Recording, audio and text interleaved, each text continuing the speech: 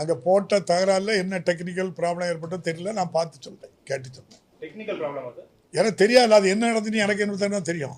தொழில்நுட்ப கோளாறை நாங்களும் பார்த்துட்டு இருக்கிறோம். நாங்கள் சட்டப்பேரவையில் பேசினா கூட அது உடனடியாக முழுசாக கிடைக்காது. அதை அவங்க அதை கட் பண்ணி ஒட்டி வெட்டி நான் கேள்வி கேட்குறேன்னா என்னோட கேள்வியில் கொஞ்சம் மட்டும்தான் வெளியில் வரும். அதுக்கப்புறம் மந்திரி பதில் மட்டும்தான் எங்களுக்கு முழுசாக கிடைக்கும். இதுதான் இவங்களோட வழக்கமான நடைமுறை. நேற்று நீங்கள் எல்லாம் பார்த்துட்டீங்க. நேற்று உங்களுக்கு லைவ் கொடுக்கல, கேட்டால் தொழில்நுட்ப கோளாறு. அது எப்போவெல்லாம் எதிர்கட்சிகள் ஆளுங்கட்சிக்கு எதிராக ஆர்ப்பாட்டம் நடத்தும் போதெல்லாம் தொழில்நுட்ப கோளாறு வந்துடும். இதுதான் திராவிட மாடல். எங்களுக்கு ஆதரவா பேசினா நன்றி சொன்னா நாங்க அனுமதிப்போம், எதிராக பேசினா தொழில்நுட்ப கோளாறு வந்துடும், இல்லைன்னு சொன்னா உடனடியாக ஆர்ப்பாட்டத்துக்கு அனுமதி வந்துடும்.